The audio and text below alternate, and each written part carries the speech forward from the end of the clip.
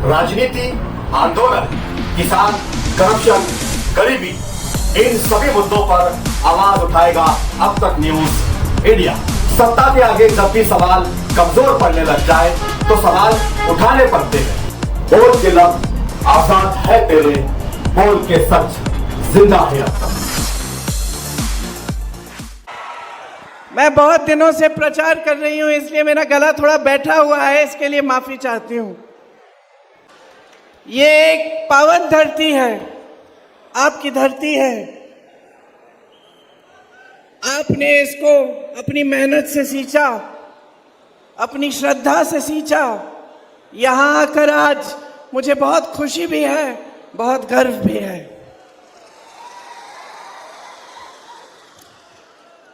मेरी दादी इंदिरा गांधी जी यहाँ आया करती थी। मुझे अभी चन्नीताला जी बता रहे थे कि हमेशा जब जब चुनाव का प्रचार शुरू होता था, हमेशा यहीं से वो प्रचार को शुरू करती थी। उनका आदिवासी समुदाय के साथ एक बहुत गहरा रिश्ता था, एक ऐसा रिश्ता था जिसमें आपका पूरा आदर था। वो हमेशा कहती थी कि आपकी जो संस्कृति है वो दुनिया की सबसे अच्छी, सबसे मजबूत संस्कृति है। जब भी आपके बीच आती थी और आपके जीवन की समस्याओं को देखती थी, समझती थी, आप हमेशा उनको कुछ छोटा बनाकर कुछ देते थे। वो सारी चीजें आज भी उनके घर में रखी हुई हैं। राहुल और मैं छोटे थे, वो हमें दिखाती थी कि देखो, अगर वो दिखाती थी कि कहां से आई है ये चीजें आदिवासियों ने जो बनाई। आपने अगर एक टोकरा भी दिया होता तो उस टोकरे को भी संभाल के वो अपने कमरे में रखते।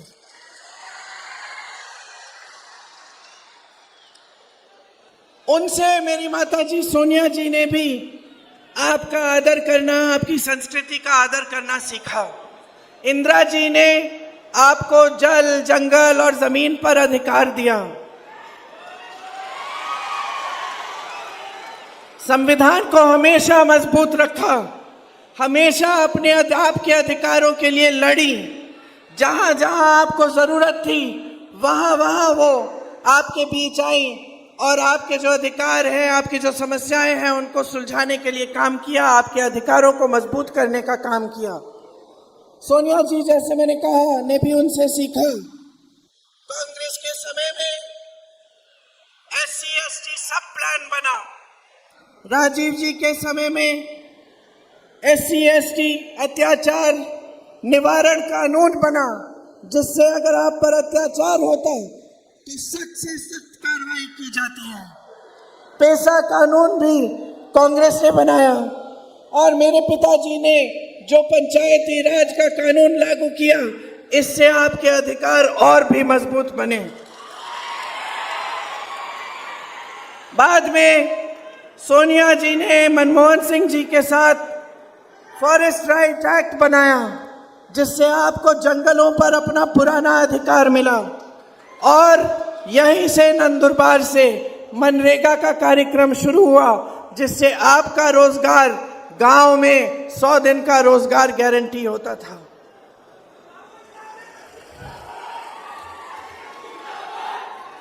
मेरे भाई राहुल गांधी जी आज देश में एक नेता होंगे जिन्होंने कन्याकुमारी से कश्मीर तक 4000 किलोमीटर की यात्रा पैदल की। ये यात्रा आपकी जरूरतों को समझने के लिए थी, ये यात्रा आपके बीच आनी थी। शायद ही कोई ऐसा नेता होगा हमारे देश में जो आपकी समस्याओं को समझने के लिए, आपसे मिलने के लिए 4000 किलोमीटर पैदल चला हो। 4 महीनों तक चला और उसके बाद एक और यात्रा निकाली मणिपुर से मुंबई तक।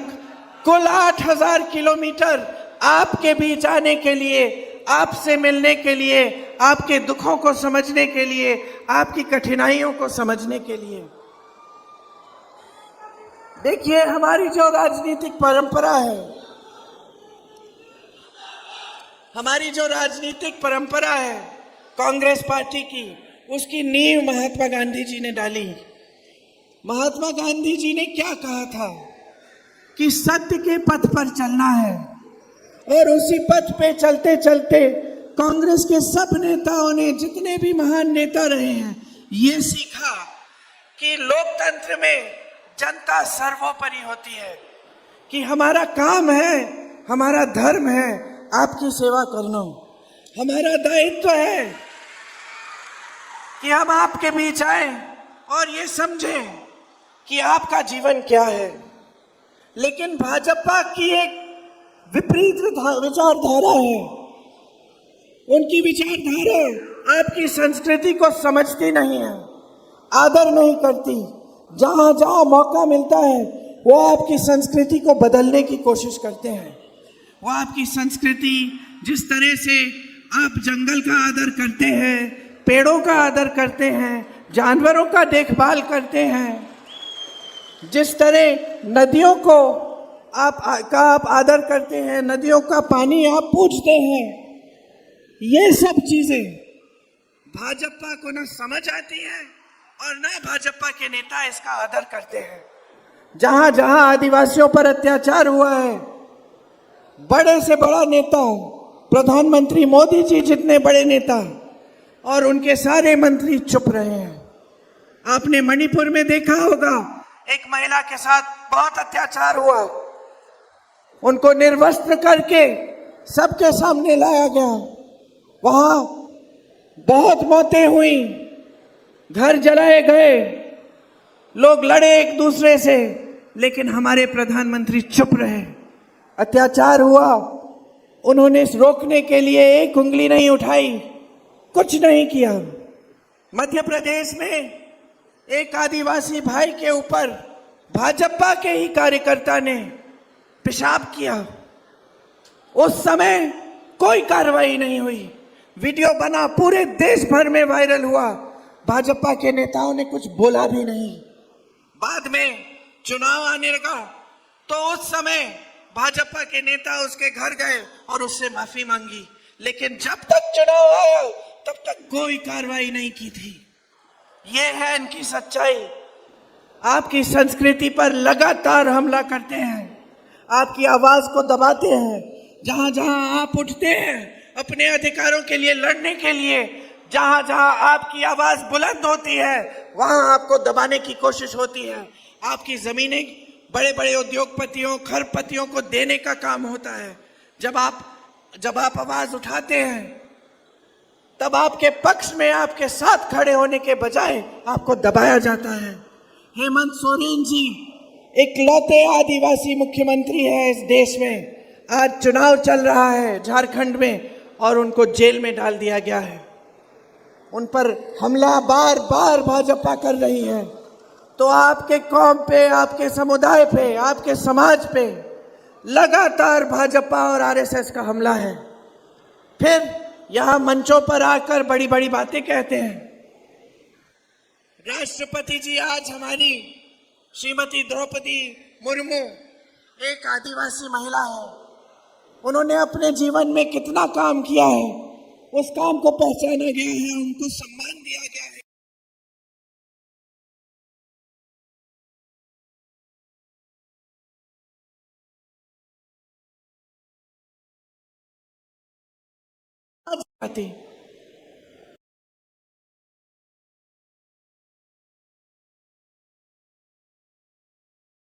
जो संसद होता है तो हमेशा राष्ट्रपति जी का दायित्व बनता है कि वो उद्घाटन करें, वो संचालन करें, क्योंकि वो पद जो है वो हमारे पूरे भारत में सबसे बड़ा पद है। यहाँ मोदी जी एक नया संसद भवन बनाते हैं, हजारों करोड़ रुपए खर्चते हैं, खुद उद्घाटन करते हैं उसका। हमारी राष्ट्रपति जी को नहीं बुलाते उद्घाटन के लिए, नहीं बोलते कि आप उद्घाटन करिए। पूरी तरह से आदर नहीं करते, जो आदर, जो सम्मान उनको मिलना चाहिए हमारी राष्ट्रपति होते हुए, वो नहीं मिलता। मंदिर का उद्घाटन होता है, प्रधानमंत्री जी खुद करते हैं, राष्ट्रपति जी से नहीं करवाते। आपको सोचना चाहिए कि एक तरफ जो बोलते हैं वो है और दूसरी तरफ जो करते हैं नहीं है। एक तरफ वो अच्छी अच्छी बातें बोलते हैं, आपको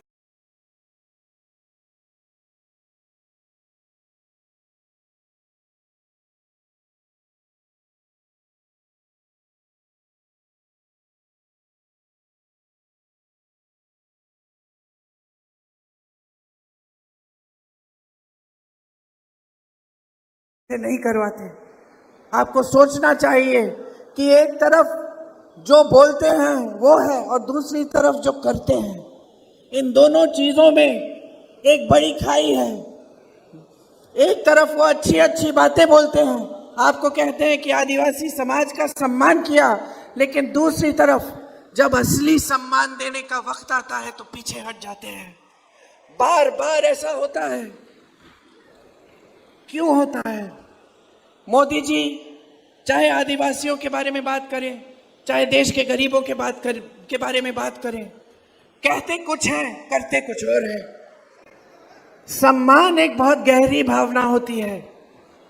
जो असली सम्मान करता है वो उसका राजनीतिक फायदे के लिए सम्मान नहीं करता। आपके आगे जब मोदी जी आते हैं तो सिर्फ अपना राजनीतिक फायदा साधने के लिए आपके सामने सुंदर सुंदर बातें करते हैं, लेकिन उनकी पार्टी लगातार आप पे हमला कर रही है। उनकी पार्टी लगातार आपका अपमान करती है और वो कुछ नहीं कहते। महाराष्ट्र में 2 लाख आदिवासियों को पट्टे नहीं दिए गए। पूरे देश भर में 22 लाख आदिवासियों को पट्टे नहीं दिए गए। ये क्या आदिवासियों का सम्मान है?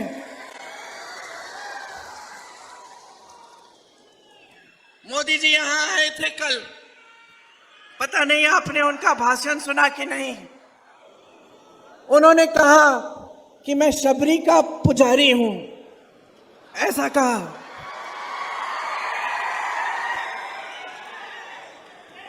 चलिए आप खुद ही हंस रहे हैं तो मैं क्या कहूं। कहा भगवान राम जिन्होंने शबरी को सम्मान दिया,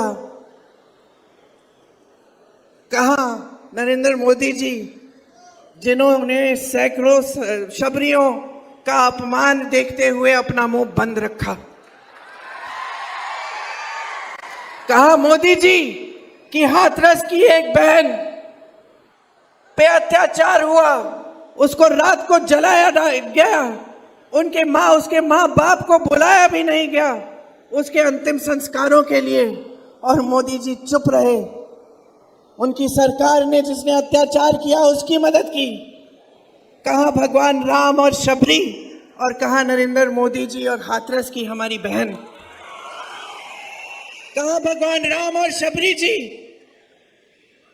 और मोदी जी और उन्नाव की हमारी बहन, जिस पर बार बार अत्याचार हुआ, जिसके पिताजी के खेत जलाए गए, जिसके भाइयों को पीटा गया, जिसकी भाभी को धमकाया गया और अंत में जिसको खुद जलाया गया। 1 किलोमीटर चली, मोदी जी की चलते हुए चली, जब तक गिर के मर गई। मोदी जी की सरकार ने एक उंगली नहीं उठाई उनको मदद करने के लिए। मोदी जी ने पलक नहीं झपकाई। कहा भगवान राम और शबरी और मोदी जी की खोखली बातें। हमारी ओलंपिक की खिलाड़ी मेडल जीत के आती हैं, मोदी जी उनको घर बुलाते हैं, उनको चाय पिलाते हैं, उनके साथ फोटो भी खिंचाते हैं। सारे अखबार लिखते हैं कि मोदी जी थे तो मुमकिन था हमारी खिलाड़ियां मेडल लेके आई। वही खिलाड़ी जब चीख चीख के न्याय मांगती है, जब सड़क पर बैठते हुए रोते हुए कहती है मोदी जी मेरी मदद करो, मेरा अत्याचार हुआ है, तो मोदी जी अपने घर से नहीं निकलते। मोदी जी एक लफ्ज नहीं कहते, चुप रहते हैं। कहां भगवान राम और शबरी, और कहां मोदी जी और ये सारी महिलाएं जिनका अत्याचार इनकी आंखों के सामने हुआ, और इनकी सरकार ने अत्याचारियों की मदद की, उनकी रक्षा की। कहां मोदी जी जो उन्हीं अत्याचारियों के बेटों को टिकट दिए इस चुनाव में, वो सब चुनाव लड़ रहे हैं और वो महिलाएं आज तक रो रही हैं। मोदी जी की बातें खोखली हैं, मोदी जी का सम्मान खोखला है। सिर्फ बोलने की बातें हैं, सिर्फ वोट लेने के लिए बातें हैं, कोई वजन नहीं है उनकी बातों में। कहते हैं मैं अकेला लड़ रहा हूं, मैं अकेला लड़ रहा हूं भ्रष्टाचार के खिलाफ। आप पर अकेले कैसे? सारी सत्ता आपके पास है, सारे साधन आपके पास है। आप ही के लोग कहते हैं कि दुनिया के सबसे बड़े नेता हैं आप, दुनिया के सारे प्रधानमंत्री, दुनिया के सारे राष्ट्रपति आपके साथ हैं और आप अकेले लड़ रहे हैं। मंच पे आते हैं चुनाव के समय, रोने लगते हैं बच्चे की तरह, कहते हैं कि मुझे गाली दी, कहते हैं कि मुझे गाली दी। अरे हिम्मत करिए मोदी जी, सार्वजनिक जीवन है, हिम्मत करिए, इंदिरा जी से सीखिए, उस दुर्गा रूपी महिला से सीखिए जिसने पाकिस्तान के 2 टुकड़े कर दिए। कितनी हिम्मत थी, उनसे सीखिए, देखिए क्या होती है हिम्मत, क्या होती है दृढ़ता, क्या होती है वीरता। लेकिन आप उनसे नहीं सीख सकते क्योंकि आप उन जैसे शहीद महान महिला को आप देशद्रोही कहते हैं। तो क्या सीखेंगे आप उनसे? जनता के सामने आते हैं, प्रधानमंत्री पद है, पद की गरिमा है, पद का एक स्तर है। कितने महान व्यक्तियों ने उस पद को संभाला, जवाहरलाल नेहरू जैसे व्यक्ति, इंदिरा गांधी जैसी महान महिला, मनमोहन सिंह जैसे सभ्य व्यक्ति, वाजपेयी जी जैसे व्यक्ति जो लोकतंत्र को समझते थे, उसका आदर करते थे। और आज आप इस पद को संभालते हुए, इस पद की गरिमा को ना देखते हुए इस पद का स्तर आपने गिरा दिया है। चुनाव के समय आपकी इतनी भी हिम्मत नहीं है कि आप जनता को बताएं कि 10 सालों में आपने क्या किया जनता के लिए। ये जनता जो रो रही है, ये मेरे आदिवासी भाई बहन जो महंगाई की वजह से रोज रो रहे हैं, ये मेरी बहनें जो यहाँ बैठी हैं, जो दुकान जाती है कुछ खरीदने के लिए खाली हाथ वापस आती हैं, आधी चीजें छोड़ के आती हैं, सोचती है कि कल ले लूंगी, कभी और ले लूंगी, अभी जितना ले सकती हूं उतना ही लूं।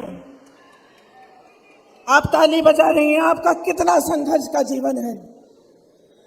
मोदी जी समझ पाते हैं इसको, वो जानते हैं कि आप मजदूरी भी करो तो मजदूरी करने के बाद घर आती हो, घर पूरा संभालती हो, खाना बनाने का काम, सफाई का काम, बच्चों की परवरिश का काम, और ये सारी चीजें दिल में ये घबराहट लेके करती हो कि आगे क्या होगा, अगर बच्चा बीमार पड़ जाएगा इलाज कैसे कराऊंगी, घर में मरम्मत करनी है तो पैसे नहीं है, चाहे जितनी भी मेहनत कर रही हूं, चाहे मेरा पति, मेरे बच्चे जितनी भी मेहनत कर रहे हो, पूरी नहीं हो रही है मेहनत, कमाई काफी नहीं है, इलाज के लिए काफी नहीं है, बच्चों की शिक्षा के लिए काफी नहीं है, कुछ सामान खरीदना है, कोई त्योहार है उसके लिए काफी नहीं है, बच्चों की वर्दी खरीदनी है, बच्चों की फीस भरनी है, काफी नहीं है, शिक्षा करानी पड़ती है।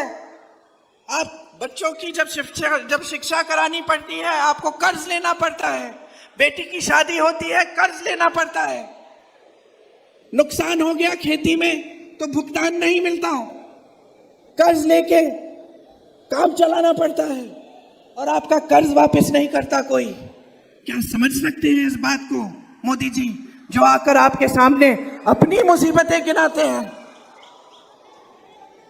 जो आकर आपके सामने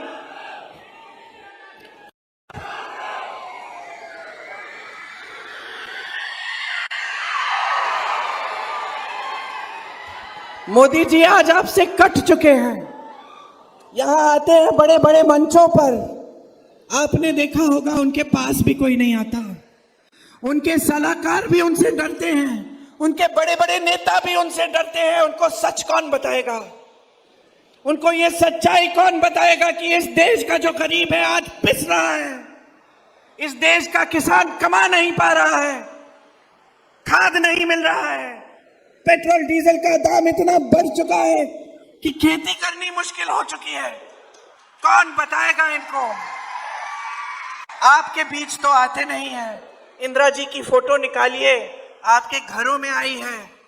मैं सोनभद्र में जब भाजपा की सरकार के देखते देखते आदिवासियों का नरसंहार हुआ तो मैं गई। सोनभद्र में, यूपी में जगह है, मैं उस गांव में गई उन परिवारों से मिलने के लिए। और मुझे पता है क्या पता चला?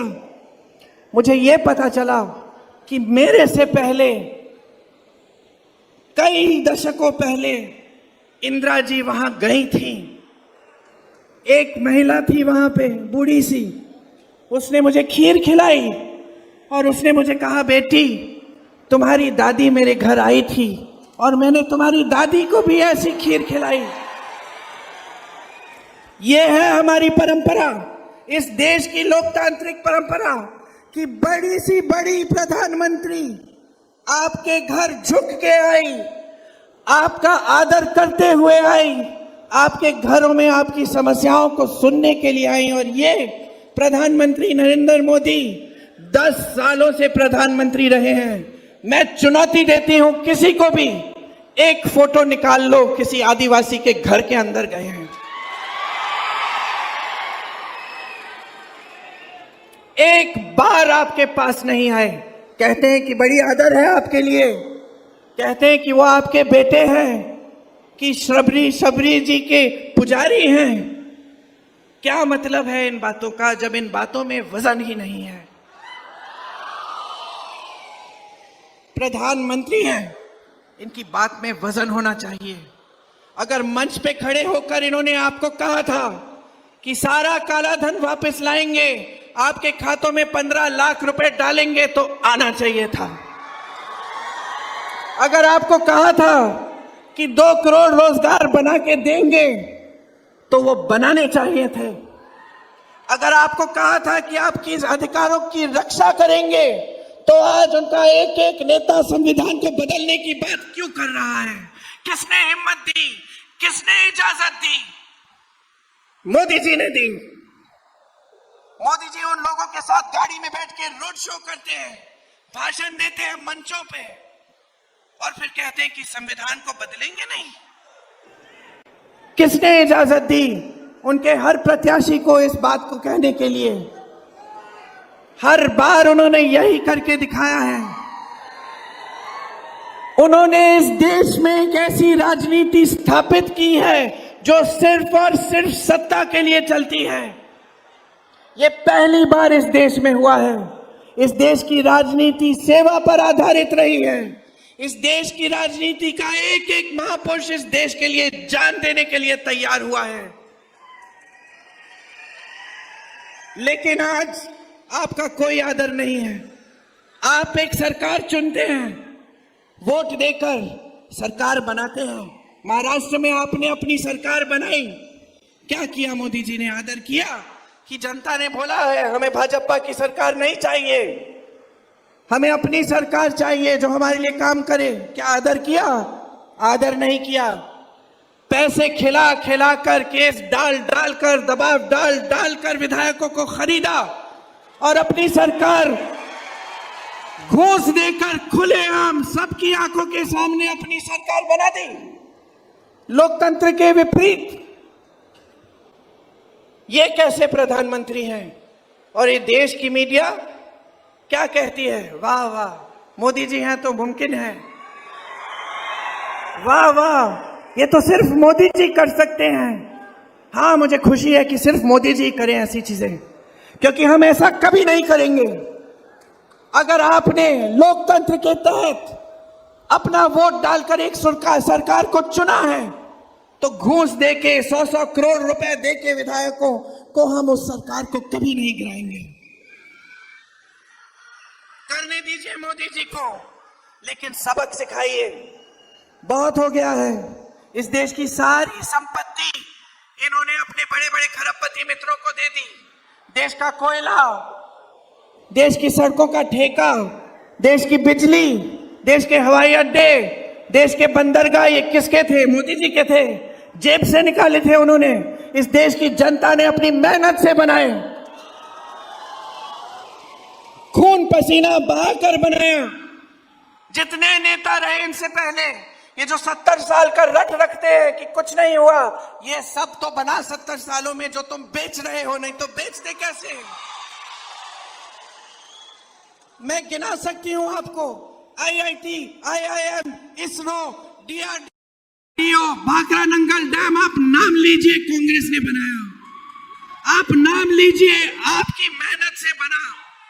और सारा एक के बाद एक, एक के बाद एक, एक के बाद एक, ये अपने खरबपति मित्रों को दे रहे हैं। मैंने आपसे बोला कि मैं जानती हूं कि जब आपको बेटी की शादी करानी है या बच्चों की शिक्षा करनी है, आप कर्ज लेते हो और आपका कर्ज माफ नहीं होता। आपको मालूम है कि इनके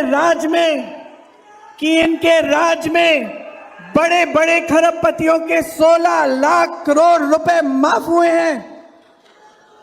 16 लाख करोड़ रुपए उनके जो पहले से ही खरबपति हैं।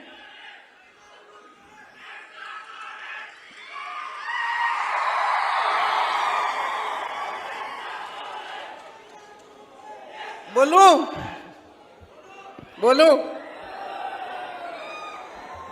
कर्ज माफ हो रहे हैं बड़े बड़े खरबपतियों के। मैं जब यूपी में काम कर रही थी, वहां किसानों का गन्ना का भुगतान 15,000 करोड़ रुपए थे। मैं हर मंच पे चीख रही थी, चिल्ला रही थी कि मोदी जी, योगी जी, इनका भुगतान करो। गन्ना किसान का पैसा है, उसको लौटाओ। मालूम है मोदी जी ने क्या किया? अपने लिए 2 हवाई जहाज खरीदे 16,000 करोड़ के, लेकिन गन्ने के किसान को 15,000 करोड़ देने के लिए उन्होंने कहा पैसे नहीं है इस देश में। हम कर्ज माफी की बात करते हैं, कांग्रेस ने बार बार किसानों का कर्ज माफ किया। हम करते हैं, मोदी जी कहते हैं कि अर्थव्यवस्था ठप हो जाएगी, पैसे नहीं है। क्यों भाई? आपके जहाज खरीदने के लिए पैसे हैं, आपके बड़े बड़े दोस्तों को देने के लिए पैसे हैं, वो बड़ी बड़ी शादियां करें। लेकिन किसान अपनी बेटी की शादी जब करता है तो कर्ज लेता है और फिर कर्ज चुका नहीं पाता, आत्महत्या करता है। मैं ऐसे किसानों के घर में गई हूं जो खाद की कतार में खड़े खड़े गिरकर मर गए, क्योंकि घर जाने की हिम्मत नहीं थी, कहीं कतार छोड़ दूं तो मुझे खाद नहीं मिलेगी। मैं ऐसे किसानों के परिवारों से मिली हूं जिन्होंने 50,000 रुपए के लिए, 1 लाख रुपए के कर्ज के लिए आत्महत्या कर डाली। बच्चियां रो रही हैं, आगे सब कुछ अंधकार में है और इस सरकार ने कुछ नहीं किया। ये मोदी जी गरीबों के मसीहा, कुछ नहीं किया इन्होंने, ये तो खरबपतियों के मसीहा हैं। इस देश में कभी ऐसे प्रधानमंत्री नहीं हुए, कभी, मैं दावे के साथ कह सकती हूं, जो एक भी दिन आपके घरों में नहीं आए, आपके गांव में नहीं आए, आपकी खेती में नहीं आए। इनको बहुत हिम्मत दे दी है आपने, बहुत समर्थन दे दिया है। अब सच्चाई भी देख लो इनकी। ये जो टीवी पे आपको दिखता है ये सच्चाई नहीं है, ये सारे टीवी के चैनल बड़े बड़े खरबपतियों की है, साठगांठ है इनकी। इलेक्टोरल बॉन्ड स्कीम लाए मोदी जी, कहते हैं कि भ्रष्टाचार के खिलाफ लड़ रहे हैं। ऐसी स्कीम तो कोई नहीं लाया था कि जो भी चंदा देगा उसका नाम गुप्त होगा। ये स्कीम लाए मोदी जी। फिर न्यायपालिका में कहा गया कि ये सूची जारी करो, सब जनता को जानना चाहिए किसने किसको चंदा दिया। अचानक मोदी जी बदल गए, खुद स्कीम बनाई, अब कहने लगे कि मैंने इसको पारदर्शी कर दिया सूची को, जबकि सूची पारदर्शी तब हुई जब न्यायपालिका ने कहा कि करो। क्या पता चला किस किसने चंदा दिया? आपको कोविड की वैक्सीन लगी थी, किस किस को लगी? हाथ उठाओ। भी लगी, आपको नहीं लगी? अच्छा, हमको तो लगी 2-2। कोविड की वैक्सीन पूरे देश के लिए एक कंपनी ने बनाई, उस कंपनी से भी चंदा लिया मोदी जी ने 52 करोड़। गुजरात में पुल गिरा, लोग बह गए, सैकड़ों लोग पानी में बह गए, मोदी जी ने उस पुल बनाने वाले से चंदा लिया।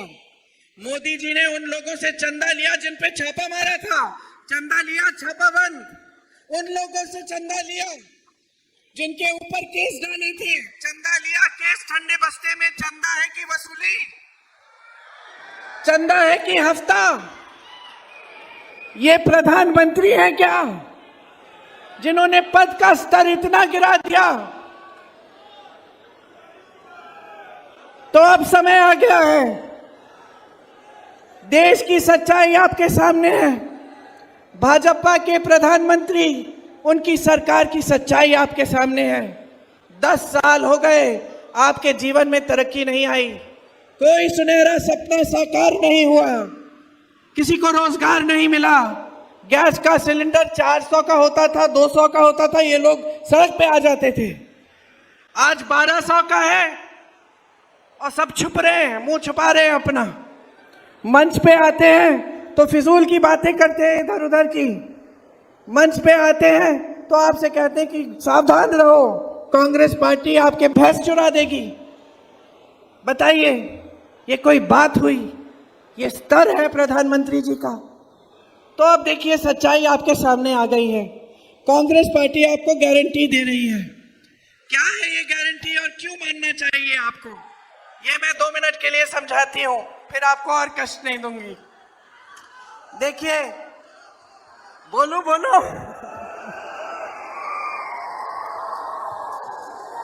मैं तब तक इस चुनाव में मैं तब तक बोलूंगी जब तक मेरी आवाज बंद नहीं हो जाए, खत्म नहीं हो जाए।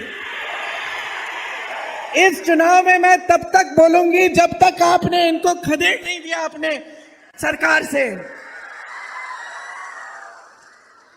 जब तक मेरा गला बैठ जाएगा तब तक बकबक करती रहूंगी। देखिए बहने, आपका जीवन बहुत मुश्किलों से भरा है। कांग्रेस पार्टी जो गारंटी दे रही है, उसका प्रमाण ये है कि जहां जहां हमारी प्रदेश की सरकारें हैं, वहां हम करके दिखा रहे हैं। आप कर्नाटक में पूछो, तेलंगाना में पूछो, छत्तीसगढ़ में जब हमारी सरकार थी वहां पूछिए, राजस्थान में पूछिए जहां हमारी सरकार थी, कांग्रेस ने क्या किया। राजस्थान में बताएंगे कि 25 लाख का स्वास्थ्य बीमा दिया था, जिससे आपके हार्ट ऑपरेशन तक मुफ्त में होते थे। 25 लाख तक सारे इलाज गरीबों के लिए मुफ्त में होते थे। ये हमने किया, करके दिखाया, और हम पूरे देश में ये लागू करना चाहते हैं कि अगर कोई भी बीमार पड़े उसका इलाज 25 लाख तक मुफ्त होगा। ये हमारी गारंटी है। हमारी गारंटी है कि हर गरीब परिवार की सबसे बड़ी महिला को उसके खाते में हम सालाना 1 लाख रुपए डालेंगे। हमारी गारंटी है कि जो नौजवान स्नातक पास है उसको हम पहली नौकरी पक्की दिलवाएंगे, जिसमें उसको सालाना कम से कम 1 लाख रुपए मिलेंगे। हमारी गारंटी है कि जो 30 लाख पद मोदी जी की सरकार ने खाली छोड़े, उनको हम भरेंगे। कि नौकरियों के लिए आवेदन शुल्क खत्म होगा। हमारी गारंटी है कि मेरे किसान भाइयों को न्यूनतम समर्थन मूल्य कानून के तहत मिलेगा। कानून बनाएंगे कि ये आपका कानूनी अधिकार बन जाएगा। आपको आज आपके कर्ज माफ नहीं होते, इसके लिए एक स्थायी आयोग बनाएंगे, ताकि जब जब आप कर्ज के संकट में हैं, आप उस आयोग से मदद ले पाएंगे। खेती के हर सामान से हम जीएसटी को हटाएंगे, खत्म करेंगे। देश भर में श्रमिकों के लिए न्यूनतम मजदूरी हम 400 रुपए की करवाएंगे, ये कानून बनाएंगे। अगर इससे कम आपको किसी ने मजदूरी देने की कोशिश की तो वो कानून का उल्लंघन कर रहा होगा, उस पर कार्रवाई होगी। शहरों में जैसे मनरेगा गांव में है, उसी तरह से हम शहरों में 100 दिन का रोजगार आपको गारंटी देंगे, मनरेगा की तरह।